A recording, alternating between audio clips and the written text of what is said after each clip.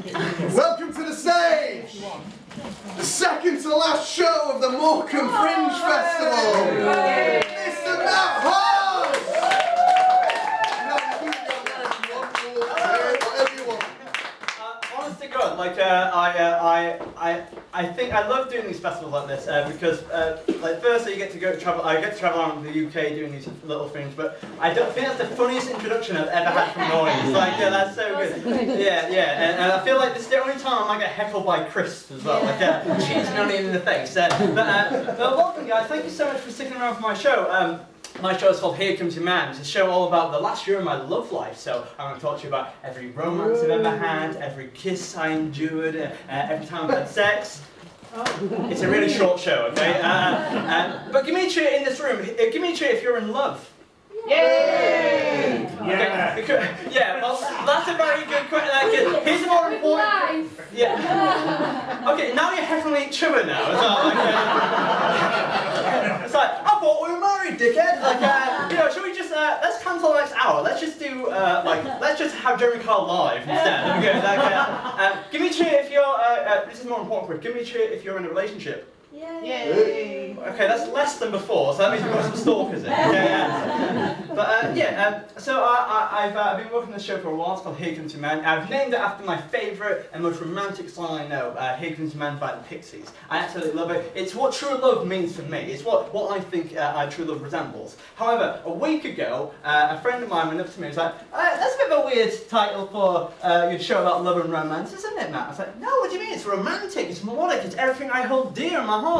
And he goes, no, do you know the song's actually about a homeless man murdering someone? And that's true, honestly. And I was like, I was like, no, of course not. Like, but then I worried, what if that's my new demographic? What if people are going to come to my show wanting to see that as well? So I want you guys to help disperse that myth, okay? Because I've got the lyrics. I want you guys to decide if you think it's romantic or a homeless man murdering someone. So if it's romantic, I want you to go, ooh la la. Try that for me now. Ooh la la. Oh, that's very seductive. I wasn't expecting that so early on. You don't need to know the song, but here's the lyrics, okay? I will sing for you now. Outside there's a boxcar waiting, outside the family stew. Out by the fire breathing, a homeless man is murdering you. Yeah, it is about that, isn't it? Yeah, should have read the lyrics.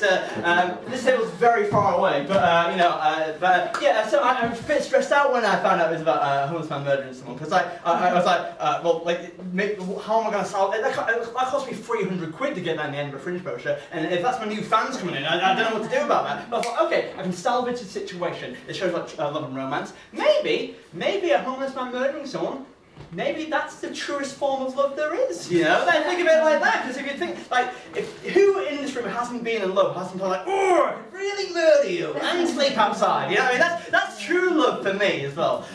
Not for you guys, apparently, but I am, the original show title wasn't called Here Comes Your Man, and the show is quite an upbeat one. It's supposed to be about positivity and love and stuff like that, but originally it was called Calcerica Arnett. Now, does anyone know what Calcerica Arnett might mean?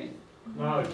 Thank you. But it's a Finnish word, right? And it means, and I think it's, if you take anything away from the show, I want you to take this one thing. Calcerica Arnett is going to revolutionise your life. What it is the practice of getting drunk at home, alone, in your underpants. Hey. Yes! Yes! Thank you! You're like, I'm doing it right now! Woo! But it's finally a term for something what we do on a weekly basis, you know what I mean? Like, or if you mean a daily basis. And I think it's a good term as well. So, but it's not that, it's Here Comes Your Man. And this show starts at a rock festival in 2018. Now, it's at Download. Has anyone been to Download Festival?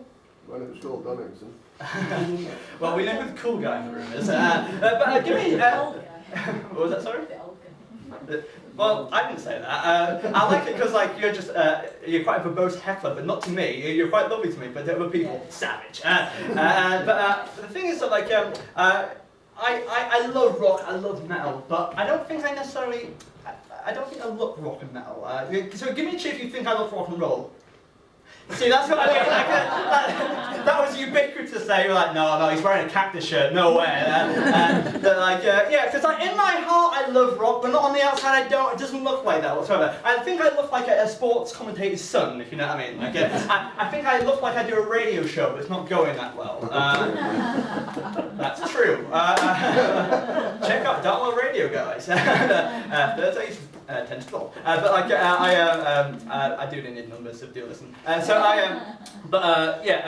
I went to this festival and I saw the most romantic thing in my life, and it's something that's really, I hold very dear to me, right? But before I saw that, I saw one of the grimmest things. I saw Guns N' Roses live. That's not the grim thing. I saw them live. I waited a long time to see them. However, we were in the front row. Not the front row, it's not the theatre, but like we're in a festival in the front bit, and there's this guy who got drunk. He started like, "Oh, you're the fucking best!" So he started peeing on the floor, which is really gross. Nice to see you again, mate. And so it was a disgusting thing, but the crowd redistributed itself. You clapped there. Like, I did do that, yeah. Thank you for remembering me. Yeah, thank you. But the crowd redistributed itself, and they started playing "Knocking on Heaven's Door." And then there was a couple next to me, right? And the thing is, like, there was a bit of tension brewing between them. It looked like they were about to have an argument. And although I've waited a decade to see this band live, a band I truly love, I was watching them more because I do love gossip, if you know what I mean. I was like, "Ooh, hello," and so I was watching them having that, but it wasn't an argument. What it was, the guy was about to propose to his girlfriend, right? And he was a bit nervous, and he turned her around and goes, "Emily, will you please marry me?" And as soon as he put his knee down, he put it straight in the piss puddle. And that's quite bad, because what do you do in that situation? Because you can't retract from a proposal. You can't be like, "No thank you." You can't get back up, can you? Like, well, what do you do in that situation as well? You can't retract a proposal. Like, I'd like to show you this in like a Jane Austen kind of like a high elegant situation. Imagine like being like, "Oh, Mrs. Bennet, I would like to take your ravishing hand for mine. Will you please marry me?" Oh, fuck no, you can't do a retraction of a proposal. I like to do a Geordie bit there, but when I do it in Newcastle, I don't like it. So, you can't retract a proposal. So he was down on one knee. I saw the panic in his eyes. What do you do in the situation? And that's when I saw the best thing in the world. Because he was like, "Emily, my knee's covered in piss right now, but it doesn't detract how much I love you. Will you please marry me?" And she said yes! Isn't that the best thing in the world? That's what I want out of love. I want someone to cover their knees and piss for me, you know? That's what it's a weird fetish, but that's what I want out of love, you know? I like that, because that really split the room. It's like half of you like, "Oh, that's really romantic." The rest of you are like, "Can you wash your knees first, please?" But the thing is, like, I love love. I've always loved love, and it's always a massive part of my life. But I've been single for such a long time as well, and I realised how single I was, and how other people perceive me as well. Because a year ago, I started working as a youth club leader, and I was in a situation where there was two nice people and one person. I'll call Devil Spawn. And the Devil Spawn, and the two nice boys were like, "Excuse me, Matt, have you got a wife?" I was like, no, that's ridiculous. I haven't got a wife. And the second boy was like, "Oh, so do you have a girlfriend then?" And before I got a chance to answer, Devil Spawn went, "No, I bet he's dead lonely." And I was like, "Oh, thanks, thank you." And the worst thing is, there was a 6-year-old girl, but she was savage. It was really brutal. I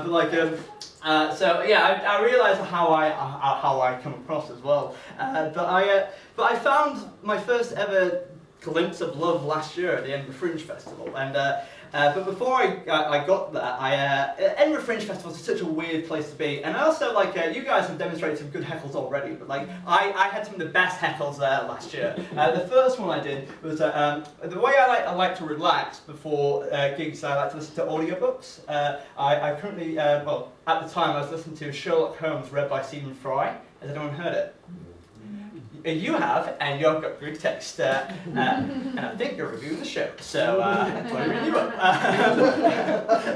I shouldn't have done that so earlier on, I really blew my ears from the sleep, but that's not in the right term. But the thing is, it's the best thing that's ever happened to me, right? I love it so much. It's like better than sex, and I've had that once. It's great. But like, nice to see you again. No, I'm really sorry. Oh god, it's gonna be such an awkward next 40 minutes. So I love it. I love it so much. I think the case is good, the language is good, and the way that Stephen performs. Oh my god! There's one bit where Stephen Fry has to do like an Aberdeen police officer. And it's like, oh hello, I've come down to investigate a murder. I'm like, oh my god, kiss me now, Stephen. And I'm like, it's the best thing that's ever happened to me. That's the sexiest the show gets as well. So, so I was on the way to the gig. I was a bit late for the gig. I was running across Edinburgh, and I got there just in time. Put my phone away, and I had to go straight on stage as well. A bit stressed out, but I was doing the gig. Everyone was enjoying it. But halfway through my set, there was a person in the back chatting. I was like, and then when people do that in stand-up comedy, it's really rude. So I was a bit grumpy, so I thought I'm going to call them out. I was like, excuse me, mate, do you mind not chatting during the gig? It's really disrespectful. I'm a good performer, you know what I mean? And they were a bit bedazzled. They were like, oh, we're just enjoying the show. I was like, oh, fine, your phone's going off then. Can you turn off your phone? It's really disrespectful to me. But then I realised I'd made a faux pas here because they weren't talking to their friends, they weren't on their phone. My audiobook was going up in my pocket, which is that's the most middle class heckle I've ever had. You know what I mean? Like, and it's the only time Stephen Fry's been at one of my gigs. So, but I think the worst heckle I had though was I was doing a half an hour show. I was doing a full run, and I invited my auntie and uncle who came from Aberdeen down to see my gig, and I don't think they were quite comedy savants. They weren't really into stand up that much. Or so their faces told me as I performed, but they kind of did this thing where any comedian will know, they did this thing. They were sat in the back with their arms crossed, and when they do that, that's the international code for "we hope you get a refund for your arts degree, man." So this guy's like, "Yeah, I hope you do." I've actually got a master's degree in stand-up comedy. You guys think that's genuinely I have. I spent too much money on that, so you can't tell. Thanks. I'm heckling myself now, So they were at the back of the gig, and I said hello to them in the gig and introduced them to the crowd. But then halfway through the gig, an older lady, she was like, "Matt, take off your top! Woo!" I was like, "Oh, I'm not going to do that. I'm trying to do a show here. I'm trying to put on a good entertainment. I'm not going to debase myself in stand-up just for your titillation." But I do have time to kill, so I did take off my top, threw it out, and I was like, "Yeah, do you like me now?" And she went, "Woo, yeah!" Take off your trousers. Woo. You know what I mean? It's got very intense, very fast. So no, I'm not going to do that. I've got a master's degree. I've worked on this for a long time.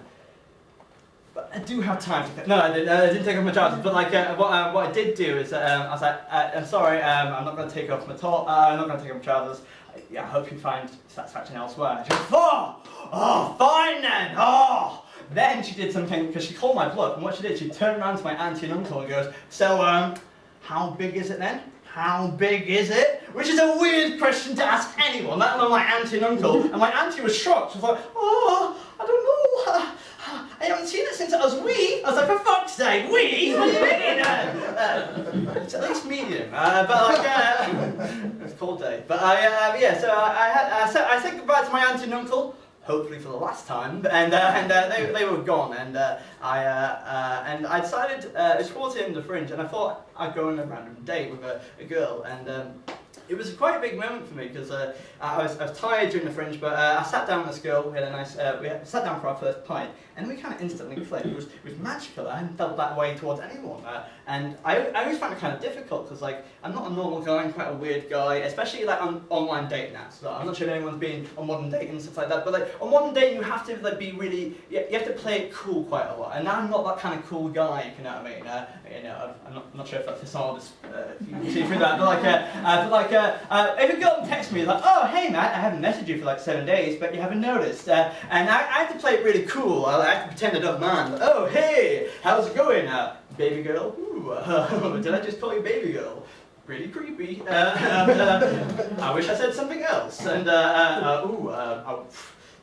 hey, adult-sized girl. No, even worse. And and then I was trying to be cool, trying to like show my like niche interests, like, ooh yeah, I like avocados. Ooh, I like hipster bars, which they don't have taps, they just have pipes. Ooh, yeah. Ooh, I always like to improvise the last one, but can't think of one. So that's how cool I am. I can't improvise properly. So I'm like, but I'm not that kind of guy. I'm not a cool guy. I can't play it cool because the real me is a very intense being. It's like a bull in the cage, and it's not that person, but it's a different entity. Like if that person, if the true me wanted to send a message, it would sound a bit like this. It'd be like, oh, why won't you let me love you? And I have to try and calibrate that in and be like, oh hey, what's your favorite Netflix show? It's like, oh, kiss me in the forehead and call me Sally. And then after, mine is Orange is the New Black. It's like, oh, if you pet my hair and let me sing you a song to sleep, please, you're very nice. And it's like, see you on Tuesday. You know what I mean? I can't do that. I'm not like that kind of guy as well. I find it hard to rein that in. But with Matilda, the girl I was on a date with, it was different. She had her own bull and she had her own intensity as well. And I realised that, and cause we were on the same wavelength instantly, and I've never felt that towards anyone in my life. And I realised the moment where there's a syncopation happening, and what happened is my brain does something really weird when I'm on a date. If it's going well, what happens is that my brain will be like, oh hey Matt, I hope you enjoyed the date with the girl, and just to let you know, why don't you think about marrying her? And I was like, no, I've only known her for 10 minutes. I don't think about that. That's kind of weird. It's too much. But then my brain's like, oh, sorry to let you know this, but like I have got your wedding menu and I got your mama fascinator. So you know what I mean? Like it's my brain's such a weird thing like that. But I realised she was the one for me because she did the same thing, but to me, and I was like, "Oh my god, like this is weird." We just fell madly in love with each other, and it was a beautiful thing. It was quite intense, but the best kind of thing. But the thing is, after the festival, she lived in Edinburgh, I lived in Darlington in the North East, and I was like, "How are we going to keep this going?" And I said, "Okay. Let's go on a weekend away. I definitely deserve it. You know, it's been such a long French for me. Let's go on a weekend away. I'm going to take it. I'm such a romantic guy. I love to show my heart on my sleeve. So I wanted to prove that. This show is about proving how romantic I am. So what I decided to do is I took her away somewhere romantic. You might go, oh, did you take her to Paris? No, that's not good enough. Did you take her to Venice? I was like, no, I'm not a basic bitch. And what I did, as I took her to the most romantic place. Yes, it's on the tip of our tongues. Pizza Head. What, sorry? Pizza Head. Peterhead. No, but surprised it wasn't that. It was even better than Peterhead. Sorry, that's really funny. It wasn't Peterhead, but you know. That's the second day.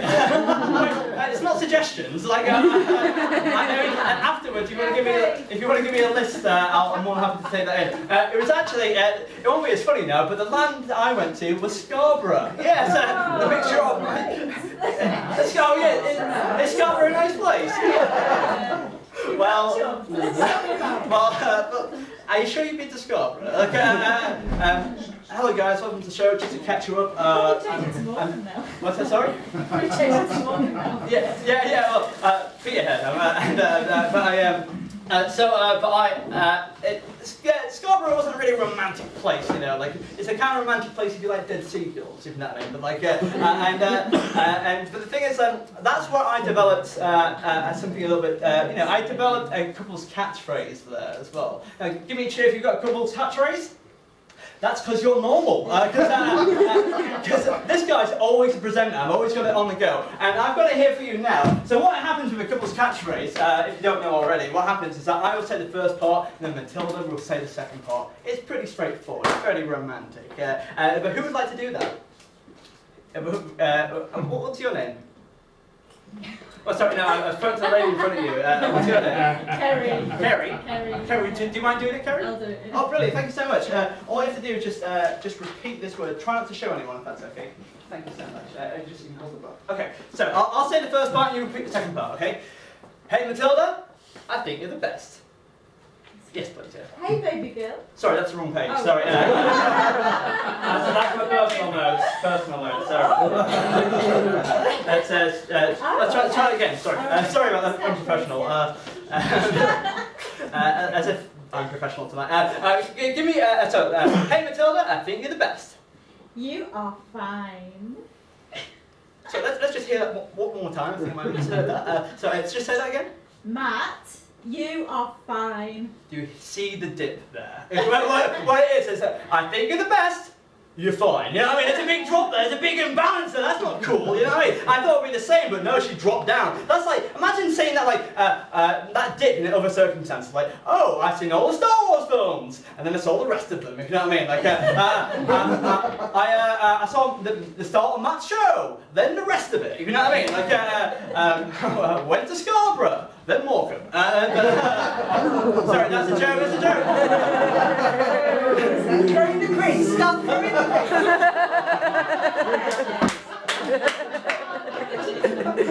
I can just smell the waving cheese and onions. Thank you so much. I do genuinely. When I'm on stage, my comedy friends like, yeah, say that. They really fucked them up. And then afterwards, I'll be really polite. I'm dreadfully sorry. I honestly get quite bashful about those things, but yes. Sorry, let me just. But I did a couple of catchphrases, and I thought it'd be quite romantic and stuff like that. But that's the thing is though, like we went to Scarborough because in Edinburgh we hadn't had any relationships per se. So we thought go to Scarborough and maybe I can show her my Scarborough rock. You know what I mean? Like it's that too dirty? It's in the show now, and just imagine like that, but with Matt Holster on the inside. That's the worst joke I've ever told. Please admit that from the review. But do keep in the no. So I thought I'd try and make it really romantic. However, Matilda, I'm not sure if I mentioned this, but she's from Finland. But her English is impeccable. She's really, really good. However, her English wasn't perfect because she booked us a B&B with a double bed. But it wasn't quite a double bed. Well, technically it was a double bed, but it wasn't a double bed as we would know and understand. It wasn't a horizontal double bed, it was a vertical double bed, it was a bunk bed, and that's not romantic, is it? Like, you can't be sexy on a bunk bed, like, I can't be a gorgeous romantic lover boy, I'm more like a 12-year-old boy on an adventure holiday, you know, it's not romantic, but the worst thing about trying to have relations on a bunk bed is that you have to be incredibly quiet, right? Because you have to go slow and seductive, just quiet enough not to wake people on the top bunk. Okay? Very embarrassing. Nice to see you again, mate. Sorry, that's the last time. That I can remember. But then the months went by, and I really we got thicker than thieves. And even though it was long distance, we made it work. It was really amazing. However, then it came time for her birthday. And again, she's not a big birthday fan, and it's also hard to know what to do for the first birthday, because you don't want to go too much. And frankly, guys, I'm the king of too much. And that's why I'm going to do 5 hours for you tonight, and the door is locked. Okay, so, I wasn't quite sure whether I should bring it in, but I thought, no, I'm a romantic guy, I'm going to go for it. So what I decided to do is get 3 awesome presents, right? The first one I got, is that I got her a box of vegan chocolates, right? And I can tell that not many people are vegan in the room, because most people are like, if you're vegan, you're like, that's fucking expensive, you must really like it, you know what I mean? Before we left Scarborough as well, I forgot to mention that we also went to a vegan festival as well, like, which is not romantic, but we went there, and she was vegan, and so I thought I'd go to there, but I'm a thirsty little man sometimes, because like I'm the kind of guy that goes to all the free, get all the free samples from all the stalls, if you know what I mean, and that kind of bit me back in the face, because what happened at one of the stalls I saw a massive biscuit. I was like, I'm taking that, so it popped in my mouth, and then I realised 2 things. 1, it wasn't a free sample, and 2, it was a dog biscuit. That's a revelation, because like the stallholder was really angry at me, and also a bit confused, and you're like, you're not a good boy, you know what I mean? Like, thank you. But you tell you what, free samples do work. I bought 5 of them, but great. So, I gave her the box. Thank you. I gave her a box of vegan chocolates for her birthday, and she absolutely loved it. Right, she was over the moon with it, and I felt good about that as well. I arrived a week early, and she was over the moon with it. And I was telling my friend Chris about that, who suggested the vegan box of chocolates in the first place. I was like, Chris, I've absolutely smashed that gift, knocked it out of the park. I'm not in the doghouse this time. my Chris was like, oh, that's a bit of a weird term, not in the doghouse. You know, what's the opposite of being in the doghouse? There's no terminology, there's no phrase for not being in the doghouse. And I thought about this. I was like, yeah, I guess there isn't. I guess I'm in the cat flap. Just to clarify, don't ever say that. Imagine you coming home with some chocolates and some flowers for your partner and going, honey, I'm going to be in your cat flap tonight. No, don't ever say it. It's awful. Bad idea. In fact, ironically, if you do say that, you will be in the doghouse. So, but after that, I tried to get her another gift. I got her, and I don't want to be over romantic here. I don't want to embarrass any couples in the room, but I spent £5 on a funky pigeon card. That's a lot, isn't it? £5 for a card. I'm from North Yorkshire. You can buy a house for that much. You know what I mean? So I was really kind of. That was the most romantic I've ever been. I'm quite a thrifty guy as well, so I was like, okay, fair enough.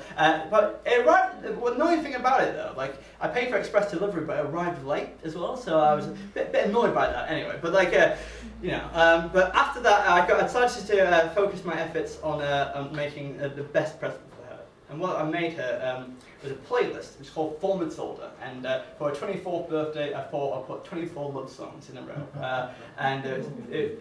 Is that nice? Yeah. Oh, thank you. It was 24 songs of Here Comes Your Man, and so she thought a lot of homeless murdering going on here. So, but it wasn't.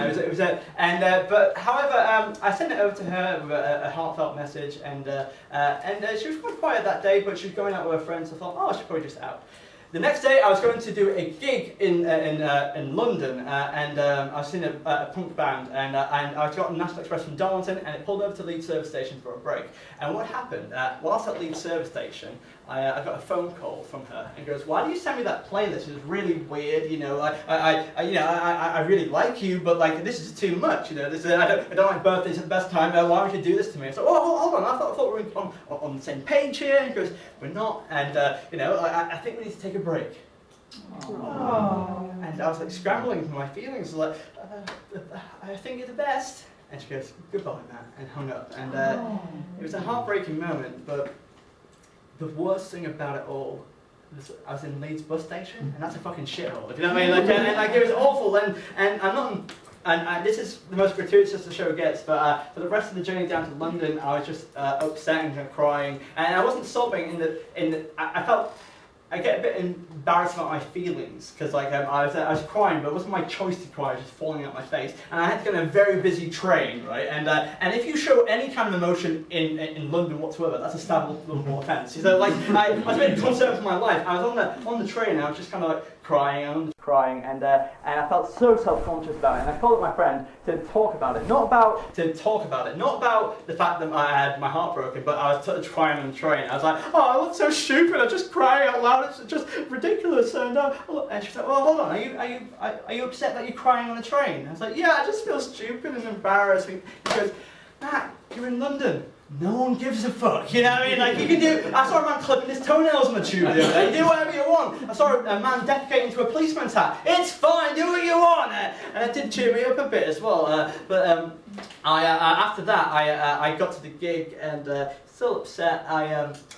I looked at my phone, and I was listening to Spotify, because I like to revise before I go to a gig, and I saw the playlist for Matilda there, and I was like, I can't have this on my phone. I gotta delete it. I can't have this is everything. All my emotions like in one playlist. It means so too much for me. But then again, I couldn't delete it because it's a banging playlist. If you know what I mean. So I was like, I can't delete it. So what I decided to do is to keep it, but I changed the name of it. So I changed it from For Matilda to For Fuck's Sake! I spent £5 on a funky pigeon card for you, which you can find on Spotify. So genuinely check that out after the show. The theme of that is songs I've cried to. So there you go. Look out for that. So at that point, a lot of my life started to, the stability of my life started to fall away. Comedy wasn't going that great for me. My personal life was atrocious, and I just felt a bit sad. But just to clarify that this isn't a sad show. I've talked about some sad bits, but this is not a sad show. I don't want you to go away thinking, oh, boo-hoo, because that's not the kind of show. This is not a breakup show. This is better than a breakup show. If you're wondering what a breakup show is when a white male comedian goes up to Edinburgh to try and win an award. And I don't want that. I don't want that whatsoever. I don't want any awards, thank you very much. 5 stars will do, just nicely. No, sorry. My comedy brain says stuff sometimes. I was doing so well until that point. I'm so ashamed of myself. I'll just take 4 stars. Why do I dig my grave?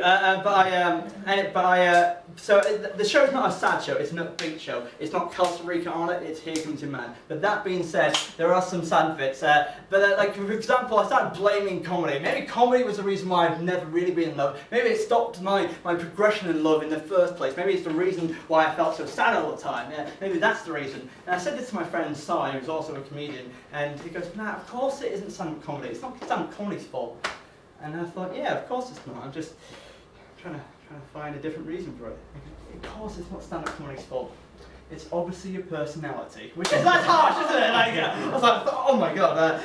But I thought maybe it is my personality, and because but I thought you can't just stew in heartbreak. You've got to do something more about it. You've got to, we've all been through heartbreak, and we all go through it. But I did what any of us in this room would do.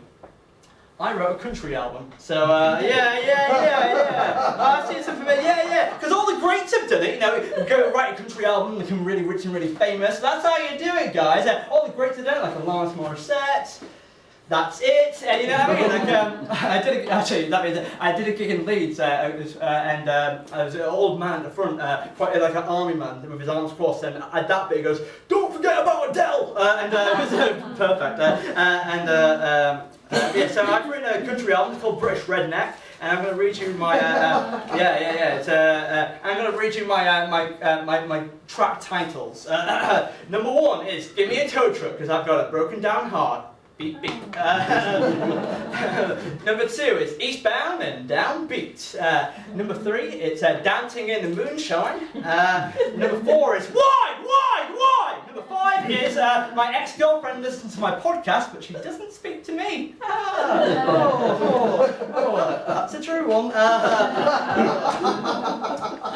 The next one isn't a album. It's not a title track. But it's kind of like it's like written in the album notes on the side. It just goes, "Ha ha ha, I will die alone." Bit fun.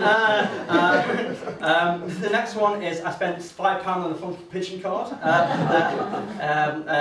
It wasn't on my mind. But the next one I wrote on Valentine's Day, and I've got to be honest, I was quite sad. And if you can't tell, it goes, the title is "Flowers Die, Just Like My Love for You." And the final 2 are "I accidentally swiped right on my cousin's Tinder."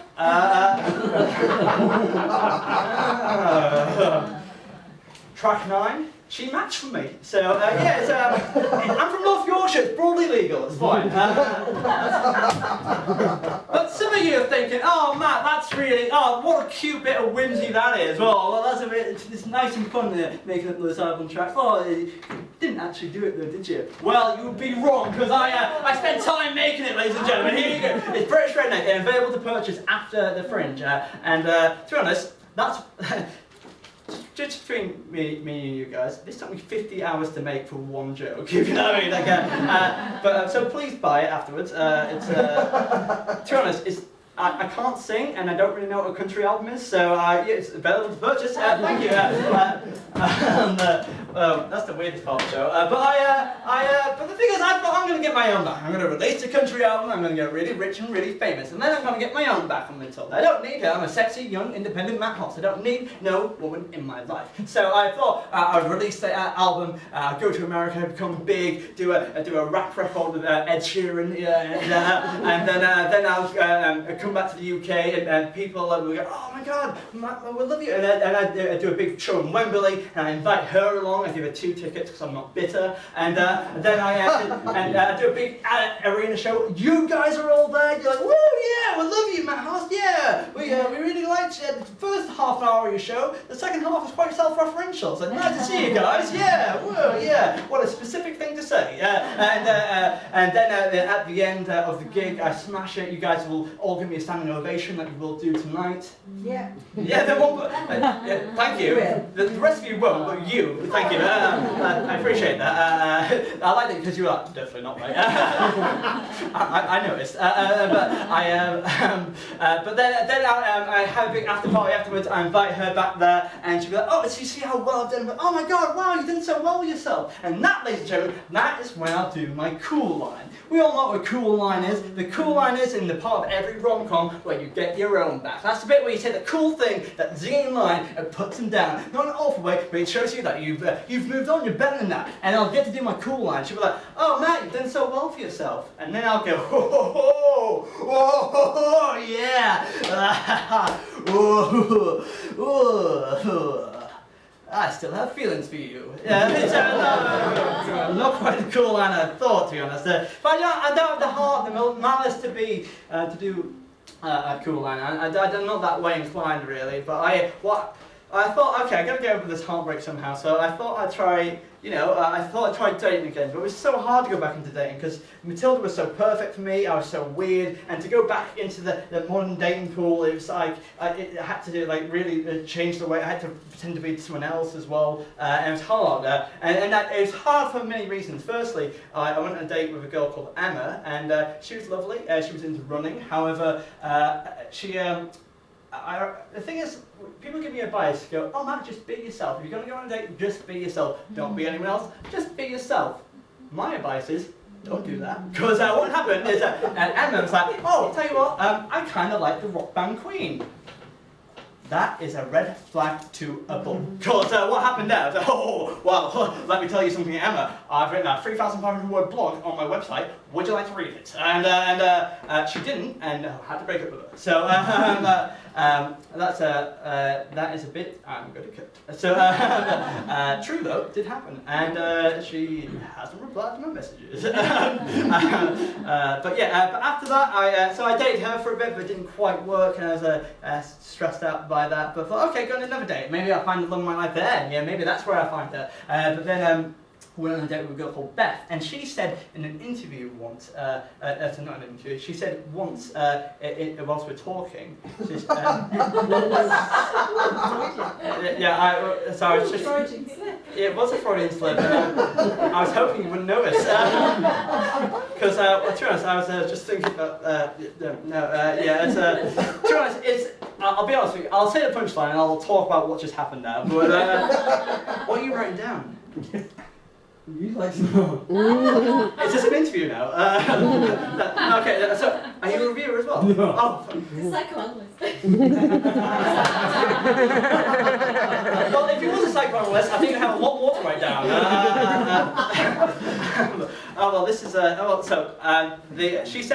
She said to me in not an interview but an exchange of words that she said Matt, you are overly sentimental and sickeningly sweet, and I thought that was perfect because you might think it's harsh, but I actually think it's perfect for an Edinburgh Fringe poster as well. I think it's quite good. So that's the reason why I thought towards the end of the joke, I was thinking about Chortle.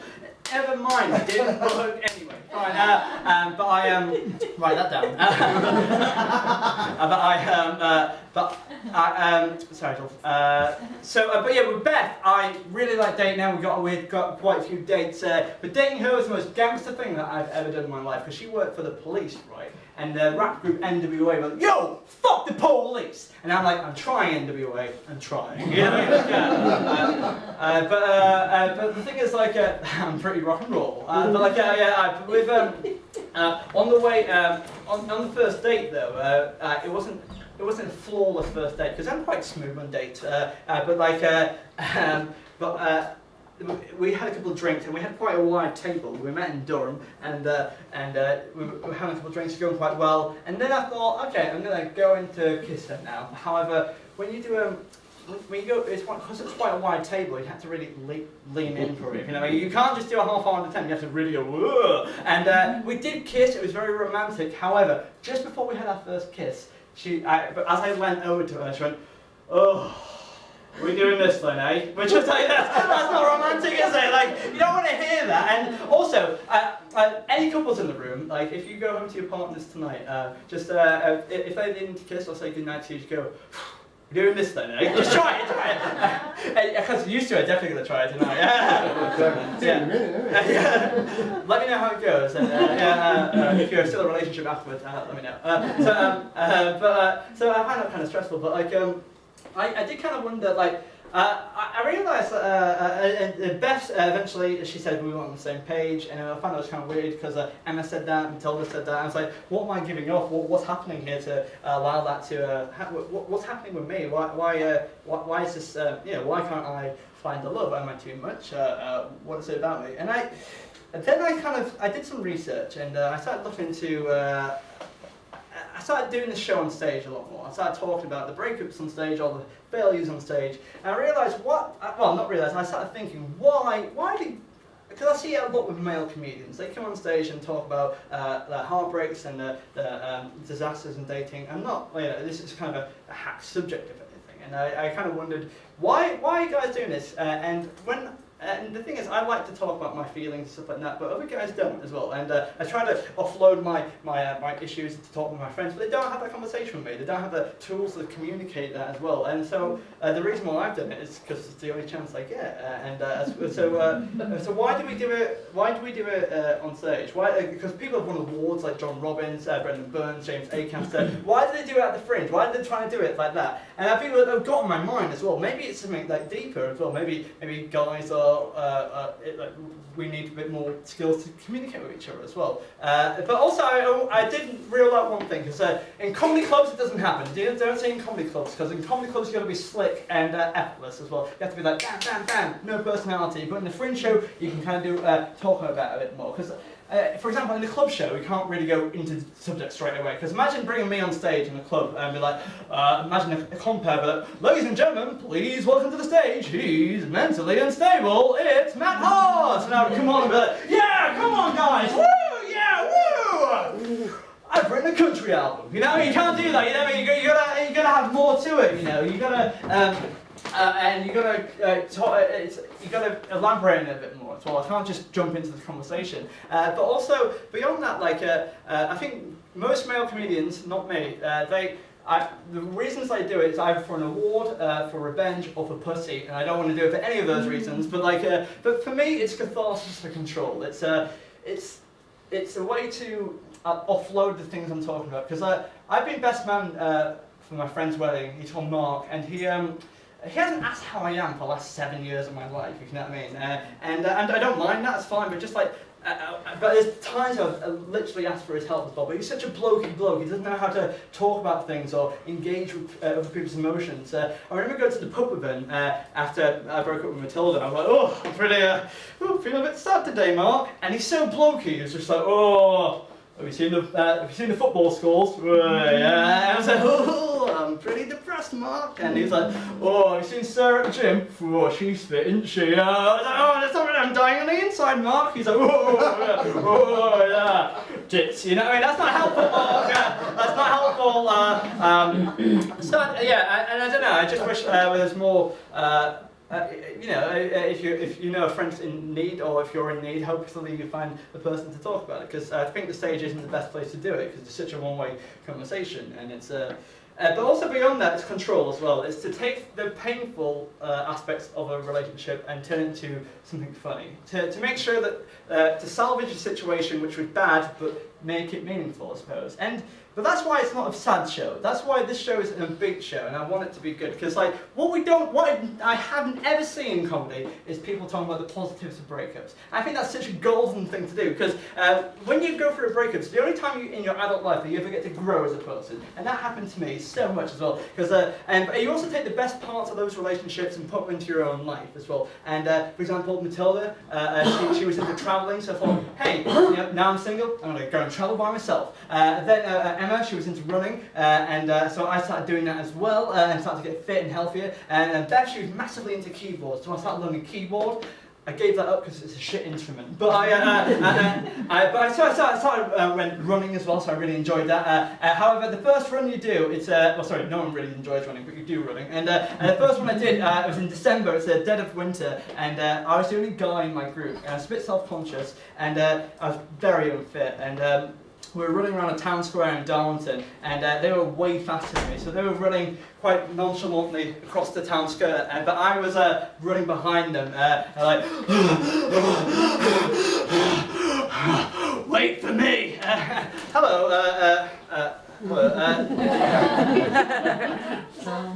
welcome to Alcoholics Anonymous.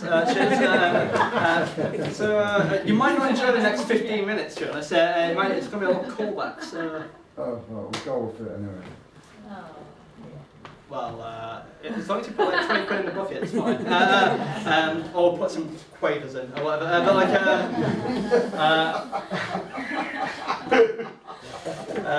can't have them anyway.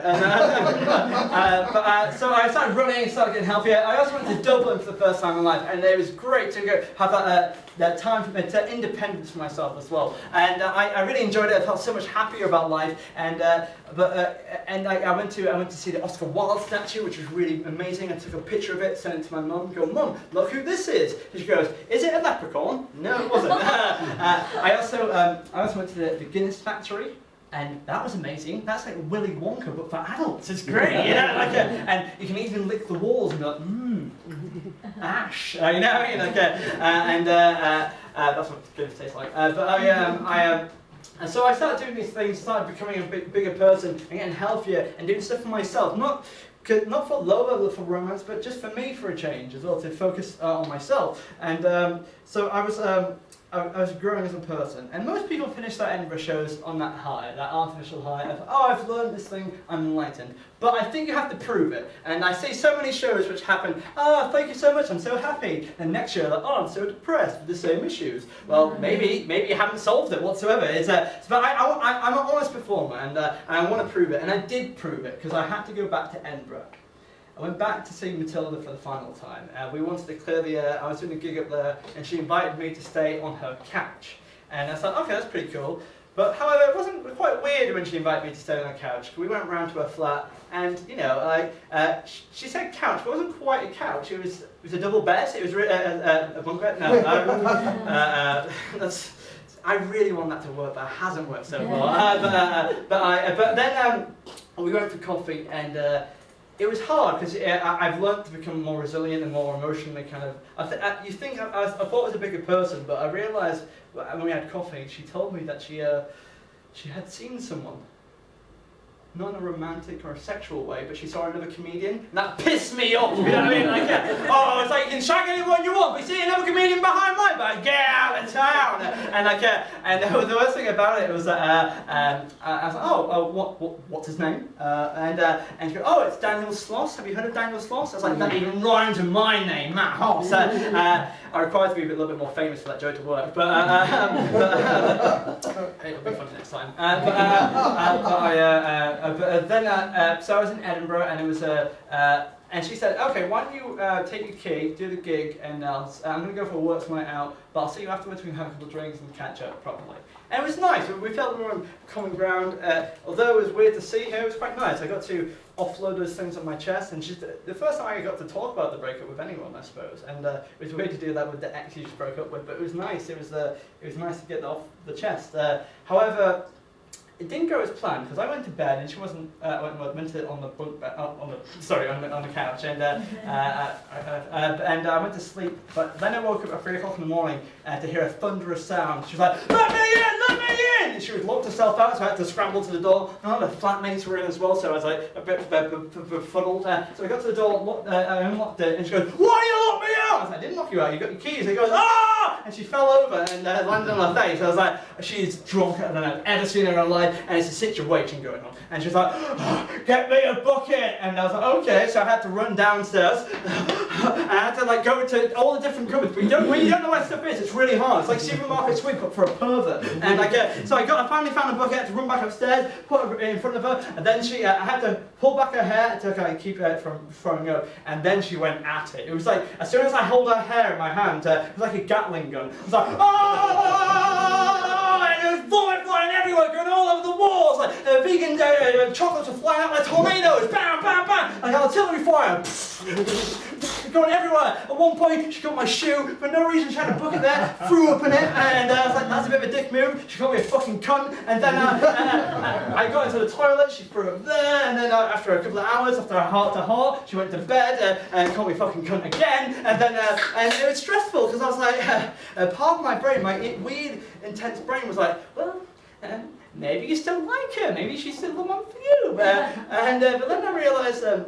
But that's when the resilience kicked in, because I realised that not many exes do this for each other. Maybe, you know, I didn't know how I felt, but yeah, I found my puke-filled shoe and I looked at it and I realised that it wasn't quite what I wanted in love anymore. I realised that a puke-filled shoe. Pretty close to pissing my knees, isn't it? So that's a callback you didn't appreciate. So, but I realised I don't need this anymore. I think I'm over her. It was a grand realisation. It's like a weight had been lifted. I didn't know it for myself, but I felt good. I felt that we'll still be friends, and I love her dearly as a friend, but I didn't need her anymore. And it was such a revelation. The next day, I woke up at 8 o'clock, had to get a train, and I woke her up. She was hungover to hell, and that gave me some delight. But what happened is I woke her up, and she's like, "Oh my God, what happened last night? Can you tell me what happened? I can't remember anything." I was like, "Yes, I will do, because I love gossip." So I told her, and she was upset by this. She was like, "Oh my God, I can't believe I messed this up. What have I really ruined this for you? Can we still be friends?" I was like, "Yeah, absolutely. Don't worry about it. Just take time for yourself, and hopefully we can connect in the future." And I meant that genuinely. And she was like, "Oh, thanks, Matt." And I started to leave. I picked up my bag, and she went, "Matt, just before you go." I was like, "Yes." Matt, I think you're the best. Matilda, you're fine. And I walked her in.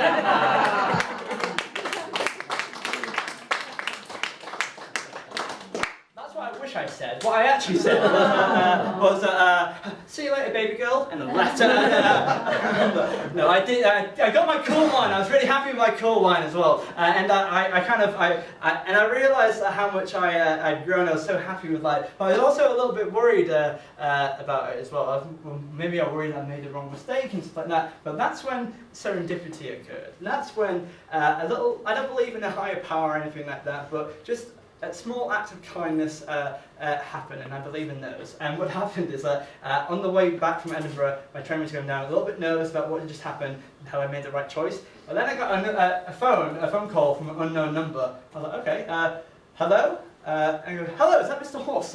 We want to talk about like a transaction which happened a little while ago." I was like, "Sorry, what?" And he goes, "Yeah, your order was late and we want to discuss it with you." And I was like, "Yeah, sorry, who is this?" "It's Funky Pigeon. You're getting your £5 back." Kitchen! But that's the thing. I think this show it really isn't about love and romance. What it's about self-acceptance and kind of being yourself, and it's about having that resilience to hold on. I think and it's not. This show is billed as a show about love and romance, and it started off like that, but that's not what it's turned into. Because in the future, I want to do a proper show about my true love, my true love in my life. I want that to be my future. Maybe in 8 years, maybe 10, maybe more than that. I want to do that show about true love, but that's not this. And then 5 years after that show, I'll do a show about divorce. But the thing is, with this show. I have quite a few endings to this show. The original ending was going to be like, oh, I found this girl who I really like and now we're dating, I'm happy now. But that, I think that's a cheap ending. And also, it didn't happen because Emma broke up with me the day before Leicester Comedy Festival, so it was a very sad preview. Like I had quite a few agents in that day who haven't replied to my emails. So, but yeah, write that down. Yeah, I guess the thing is, I think that true love, I'm not sure if it exists, and I'm not sure if this is the best way to finish, but I think I still love love. I still am holding out for it, and I don't think true love exists, but I will still always chase it, if you know what I mean. And you might say, well, isn't that a stupid thing to chase something, why do you chase something that doesn't exist? Well, I think I chase it because it doesn't exist, because I'm always looking for the one, and I'm always going to put the hope and effort to try and make it happen, whether in an organic way, hopefully. That's kind of creepy. What I mean is that I will always put the heart and my soul into everything and try and make it work, because I believe that I want to find someone perfect to be with, and I will travel across the universe to find that person, whether it's they live in Leeds or Peterhead or Scarborough. I'll go anywhere, and regardless of where she is, I'll be there anytime, anyhow, because here comes your man.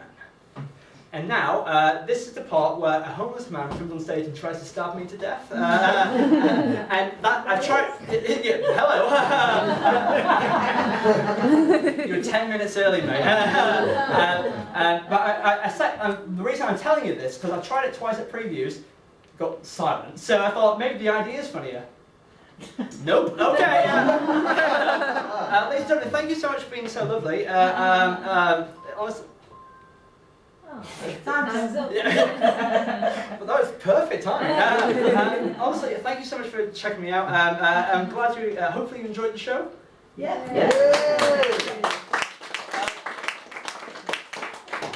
Forced applause is my favourite type of applause. But no, thank you so much. If you know anyone going to the Fringe, please tell them about my show if you like it. It's called Here Comes Your Man, and the only way that I'm not a famous person, so if you can recommend me, that would mean the world to me. If you can't, well, if you don't want to recommend me, but you do want to show your admiration, please put money in that bucket, please. I think some of you already have. Thank you. But if you're the gambling type, hello mate. But why don't you put in like a I think a rough pound is like £5, but if you really like me, £20. Wow, that's very kind of you. £50. Thank you so much. Put on what you want, and if you don't have to put anything in, but you can check out all my things online at matthosscomedy.com. I've been Matt Hoss. Thank you so much. Cheers. Bye. Ladies and gentlemen, Matt Hoss!